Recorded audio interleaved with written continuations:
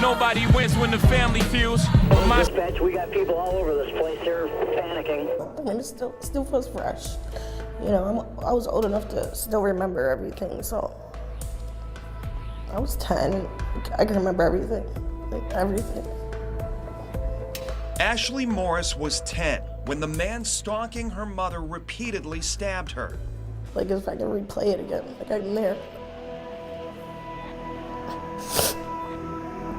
I remember every little detail. Family, today we gotta talk about one of the most tragic and heartbreaking generational stories you probably ain't heard about, unless you from Toledo, Ohio. A mother and daughter who passed away the same way 27 years apart. It's one of those stories that make you really question if trauma can travel through bloodlines and how sometimes the system failed people twice. This is the story of Vivian Morris and her daughter Ashley Fasenka. And trust me, once you hear what happened to both of them, you'll understand why this case still haunts people today. But before we go over this one, I want you guys to remember, I don't give you no angle, I just give you the story. So with that being said, make sure you like, comment, and subscribe. We'll jump right to it. Let's take it back to 1998. Vivian Morris was just 30 years old, a mother of two, living in Toledo. She worked at Merit Industries, connected to Zeph Community Mental Health Center. She was also known as 11 Mom to her kids, Ashley, who was 10 at the time, and her older brother, Adam. Zeph Center serves adults and youth in Lucas County and in Wood County in the state of Ohio.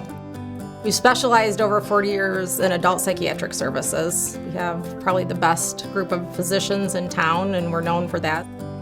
Over the years, we have diversified our services and grown the organization with the focus of taking care of the whole person and having all treatment under one umbrella. If you just treat their mental illness, they're not taking care of their entire person. They're still not going to get to the ultimate level of recovery, potentially get back to work or be independent.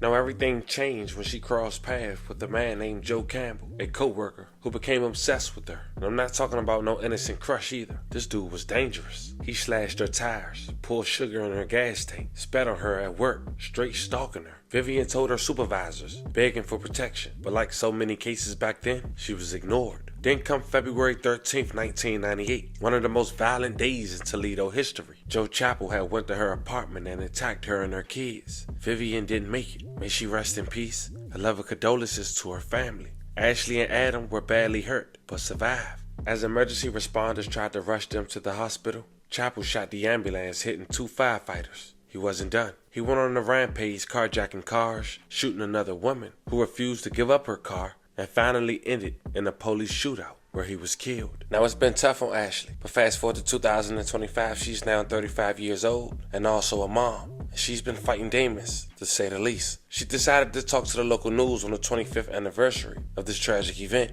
Little did she know, 2 years later, she would fall victim herself to a similar situation. We are hiding the identity of the victim in our next story. She experienced a life-threatening traumatic event 25 years ago and has anxiety.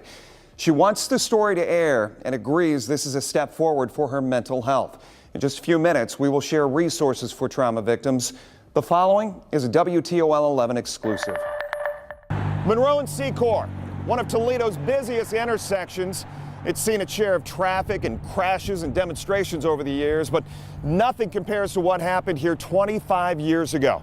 It was February 13th, 1998. One of Toledo's most violent and tragic days. And although the horror of that day ended in this spot, its impact has never gone away. Ma'am, calm down. Tell me what's going on. There's a guy that just pulled in the backyard. He has got a knife. You know, there's not a Friday the 13th that goes by that it doesn't come back into my mind. Hey, dispatch, we got people all over this place. They're panicking. And it still feels fresh. You know, I was old enough to still remember everything, so. I was 10, I can remember everything, like everything. Ashley Morris was 10 when the man stalking her mother repeatedly stabbed her. Like if I can replay it again, like I'm there. I remember every little detail. Joe Chappell worked with and was obsessed with Ashley's mom, Vivian Morris, and he couldn't handle the rejection. That Friday afternoon, he attacked Ashley first. I got stabbed 14 times. I remember, you know, I got all the scars everywhere. Like after that, I had like, it's called like mitral valve prolapse, I guess, trauma to the heart. So I had like heart problems and I got like tendon problems from getting stabbed in my tendons. He then went after Ashley's brother Adam before wounding her mom so badly she would later die in an ambulance. You gotta calm down, Louie. We can't understand you. Ron, walk the road, just north of Savannah Avenue. 2 ambulance drivers been shot with a shotgun. Chappell wasn't done. He ambushed the ambulances carrying Morris and her kids, shooting 2 first responders. I turned to the left and all I saw him was doing was aiming the shotgun at me, and next thing I know, I was flying through there. He shot and killed 21-year-old Brandy Williams when she wouldn't give up her truck to him. Was it with a shotgun? I think my son thinks it was a shotgun. And then the final scene, the chaos, when Toledo police shot and killed him. They shoot out the back window. Just look at there he goes. Shots fired. Shots fired. Chris is down. Down.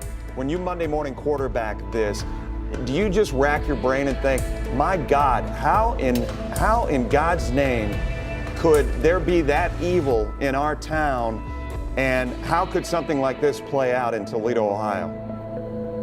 Well, I got to say, it's a fact that there's evil in the world, and we're always going to have it. It doesn't matter where you're at. You can be in the safest place in the world, and bad things can happen. Former Toledo Police Chief Jack Smith was one of 2 officers who shot and ended Chappell's trail of terror. Captain Joe Heffernan was just a rookie. And everybody just did everything they could to get that guy that day.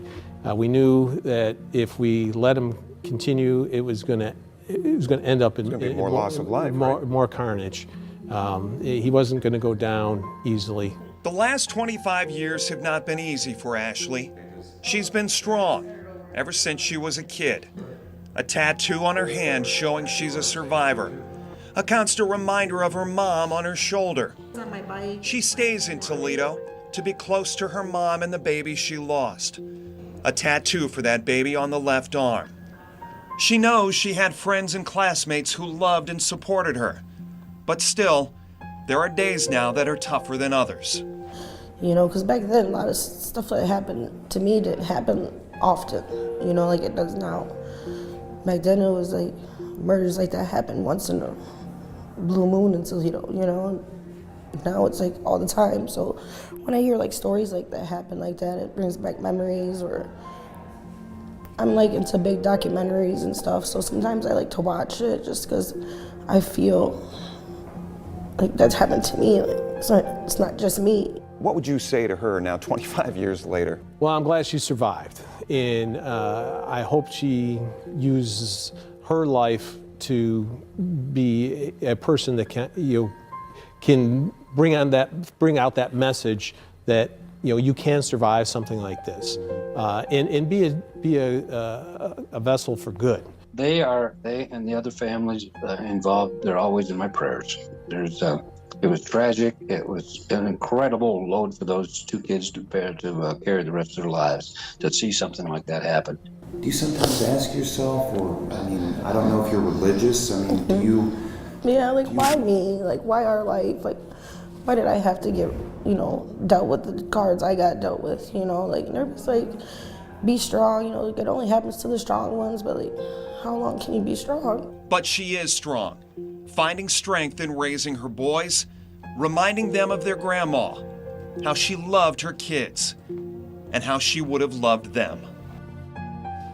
Fast forward 2 years after that interview to 2025, that's 27 years later. Since Vivian lost her life, Ashley, now 37, a mother herself, is mentioned with 2 sons, DeAndre 15 and D'Angelo 7.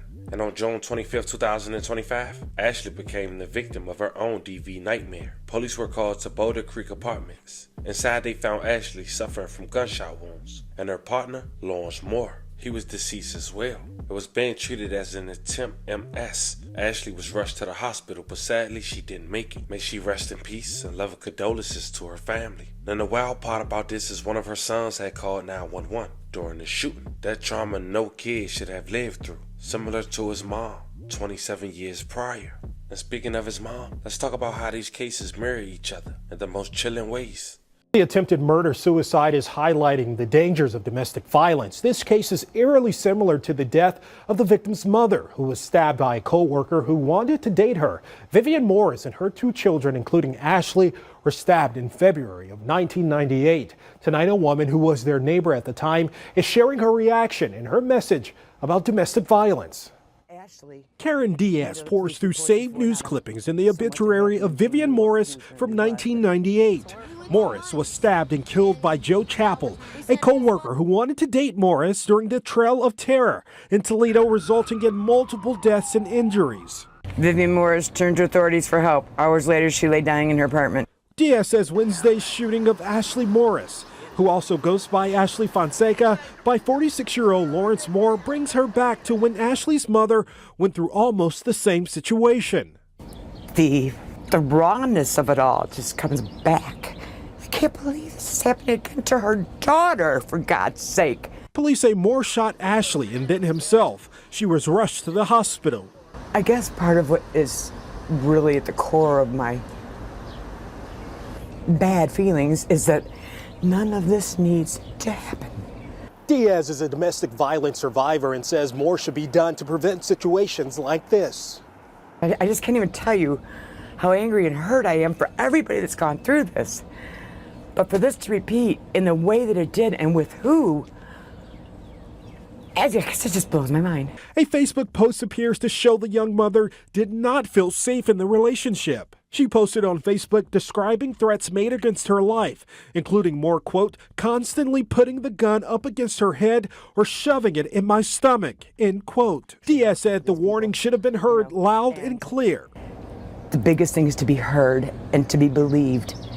And I just don't want to bother with that because that's just the vulnerability of society. Oh, they just, whatever. And this happens all the time.